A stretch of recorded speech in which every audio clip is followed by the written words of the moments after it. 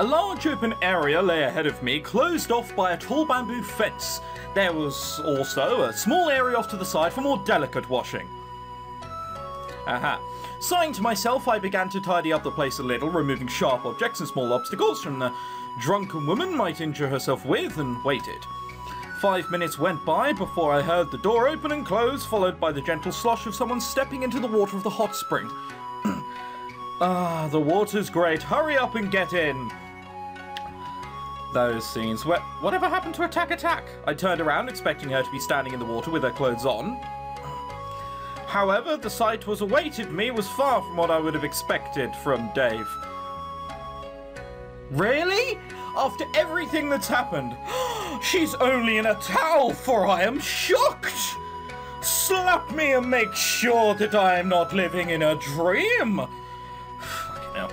There was no katana slicing through the air or any harsh words being shouted. Instead, an attractive-looking girl wearing a simple towel has decided to take a seat in the hot water. Dave? Whether it was a result of the drinking or not, the warm smile she showed me caused me to pause. Care to join me? I don't think so. That's every girl we've known so far in the game has at some point hit on me in a completely out of character way. Awesome. Just making sure. Get in the water. Yes, ma'am. I quickly moved close to the water, nearly slipping in the wet tiles. Before I made my way in, I folded up my robe, but kept the towel I had found around my waist. Today's been pretty busy, huh? Though the last thing I expected was all for you to gulp down sake like a baby's drink its milk. Sake. I've got to keep reading that as sake. I keep going sake. It's not sake. The girl said nothing for a while, regarding me with a faint grin on her face. It made me nervous. I would almost rather have her shouting and angry. I wouldn't. What? Yeah, she's really calm and smiled at me sweetly. Oh my god, why aren't you shouting at me? Penis. You don't slack off, do you? I can tell that you train a lot. Huh?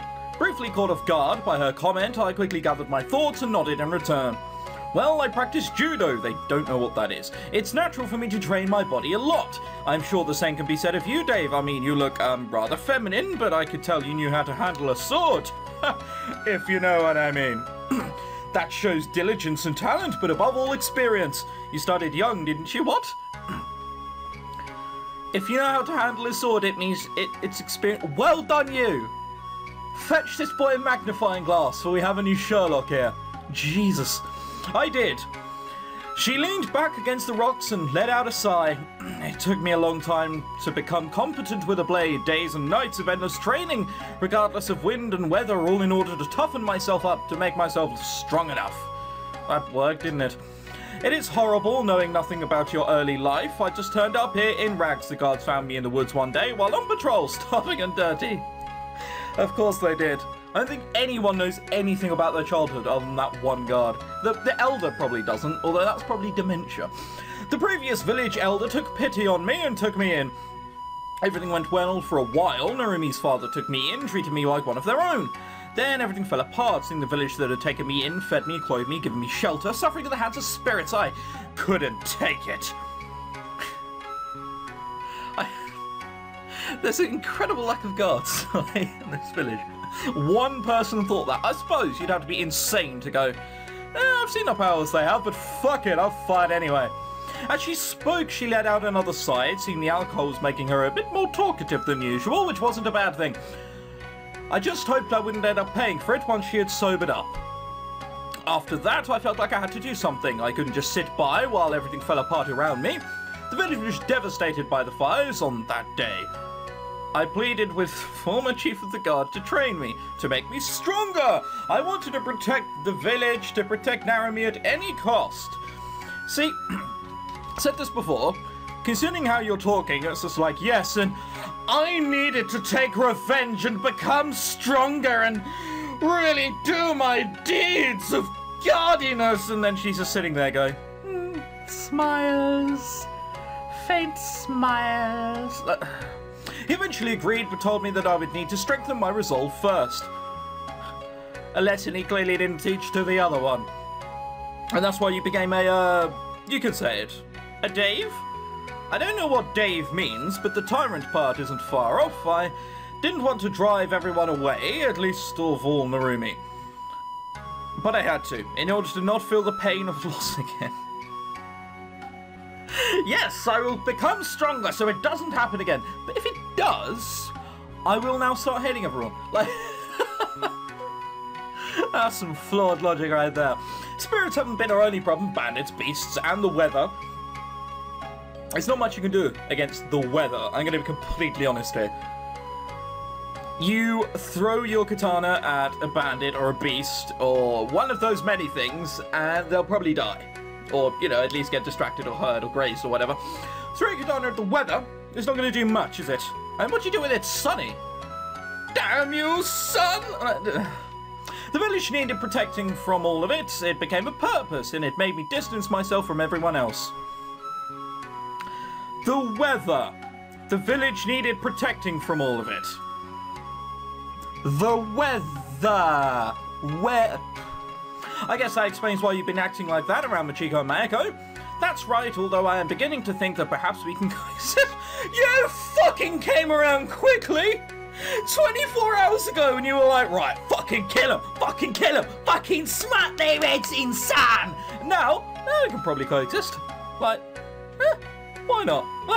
The fox spirits at least. I suppose this has something to do with you, so thank you. Oh god, it's Pirate Heart Syndrome again, isn't it? I have been a wanker my whole life, but within the course of a week, I am suddenly the greatest of all the warriors. And really understanding. You're welcome. It's not like I did much. I mean it truly, you and sisters. You may have saved me a life of living in fear, perhaps even prevented my death. There were others! What? You were there yesterday. They attacked us and did horrible things. Oh, but now only 2 of them are gone. I'm suddenly... I think you better tell them that. You're right, especially considering what comes next. Huh, what do you mean? The girl's words were becoming more incoherent, muttering something about spirits in the village. It seemed like fatigue was finally taking its toll. Fatigue? It shouldn't happen for hours. Well, the other spirits probably won't be leaving the village alone anytime soon. We're going to have to figure out how to stop them. How often do we go out? Not a lot. I suggest a huge enclosed, I don't know, like 30-foot high wall with a gate. Try to fucking get through that. They either have to have one of the biggest pogo sticks known to men, or become really small to fit through the gate. Done. Easy. But asking Dave and Dave to help us is like asking you to turn on Dave. Turn on. Right, hang on. I know she's supposed to be drunk, but... I mean it, truly, you and the sisters. I'm really serious right now, and I'm reflecting along life, and everything's so horrible. Turn on. Honestly, I could write something better than this. I could honestly sit down and write something better than this. The girl giggled at this for quite some time, so I let out a sigh and coughed politely. What I meant was they'll have to fight against their own kind at some point. I mean, why would they want to help you guys out in the first place? I mean, you and Dave will be the pieces that we need to solve this puzzle. And we better figure out how to do it soon. I doubt those spirits will hold back next time, so hang on. They'll have to fight against their own kind at some point. Well, I mean, they have amnesia. They don't even know who they fucking are. Like, just don't tell them. It's fine, they're just a spirit. Humans kill humans, I'm sure spirits can kill spirits. And we better figure out what to do soon. I doubt those spirits. Yes. You sound like it's some kind of game, that's not nice. As she said this, the girl slid further down into the water. It's a bit easier to think of it like that. The moment they get ahead of us, it's game over. If you and Dave fix things between the villagers and the sisters, things might work out. Well, if it's as easy to convince the villagers as it was you, we're in for a very short convincing session. You'll have to get as close to them as possible. But I don't like girls like that. The girl became incredibly flustered by my comment, having misunderstood what I had said. Before I could explain, she slumped over, her cheeks in a deep crimson red. As I tried to move closer, it became clear that she had passed out. The heat had probably gotten to her. Just my luck. She had to pass out wearing nothing but a towel. I swear, someone up there is testing my patience with all these temptations. Temptations?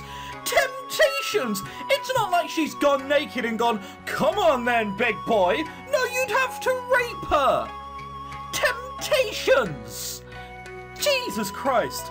This guy's morally corrupt. Sighing in annoyance, I carefully wrapped my arms around the girl and pulled her out of the water.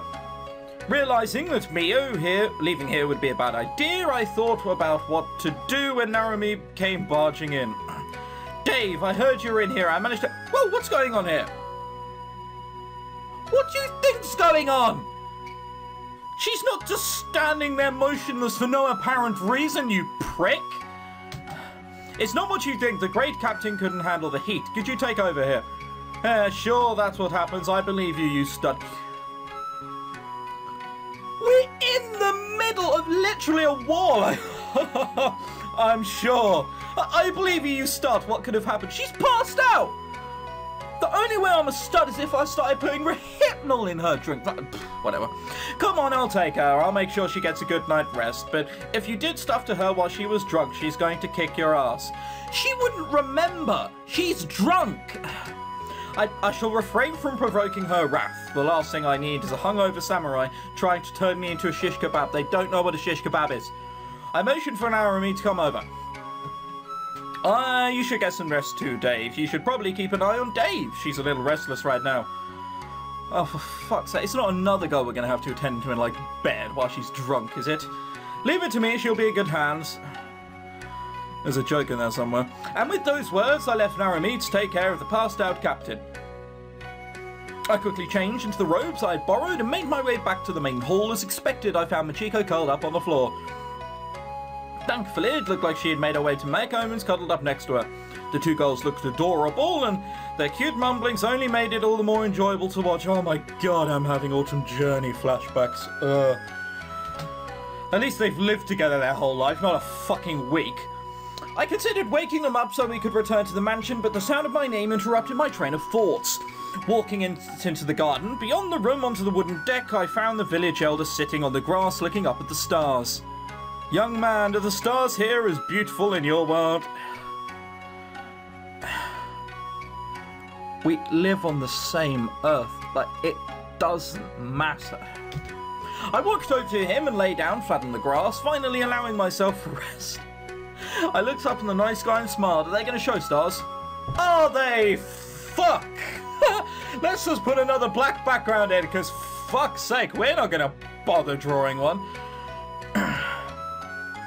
I tell you what, I might even put something in post-edit. Fuck it, why not? Got nothing to lose here. I'm just going to edit in some stars. You know, I really never got a good look at them. I'm always busy with this or that. I yawned loudly and felt my eyelids getting heavy as I wiggled around a bit in an effort to get comfortable. Perhaps you should, if you get back, that is. The previous elder once told me that all worlds shared the same sky. It sounded silly to me, but maybe there's something to it. Yes, it's because we're on the same Earth. I mean, it does look similar, sparkly and black. Maybe he was right. Oh yes, look at the lovely sparkly black sky. Anyways, put mine back up, shall we? Yeah. Suppose I didn't really think of that. I have edited in stars already. Oh well. The elder remained silent for a while. When he spoke again, I could barely make out what he said, sleepiness taking over. Before long, I drifted off to sleep beneath the starry sky. I better not wake up with him fucking, like, cuddling me. How long do you think he's been out here? Must have been a while. His clothes are soaked with morning dew. As I drifted back into consciousness, I heard Narumi and Mio talking nearby. Their voices sound hushed, as though they were far away. I briefly considered jumping up and scaring them, but my body was not going to let me. Maybe you should poke him. Dave, there is no need for that. Dave, wake up, you lazy slob. Yes, how dare I? I am the lazy... Whatever. I groaned as my eyes finally opened, the early rays of rising sun making me raise a hand to conceal my eyes from the bright light. So you can fucking draw that? This is easy. Although, why is the earth curved? What? Look at it. It goes around like that, and so do the clouds. The clouds curve around. Whatever. You can be bothered to draw that, but on a night sky. I was usually quite the morning person, but having fallen asleep under the starry sky, I wasn't exactly in familiar surroundings. I don't know how to pronounce that, the Valkyrie? Valkyrie? Whatever. Come to take me off to Valhalla. He's talking gibberish. Do you intend to lie around all morning, or do you plan on being useful? They're warrior angels who come down from the heavens to pick up the souls of fallen warriors who have fought heroic battles. Not that I plan on dying anytime soon. If you're no warrior, neither is Naramir. Did you even become an even bigger idiot overnight? What? Look, I know last night she was drunk. It's like, oh, well, she's supposed to be, like, opening up. Oh. But she hasn't been that fucking harsh before, just turning around to Naramir and going, yeah, you're fucking useless, you know this? God, this is poorly written.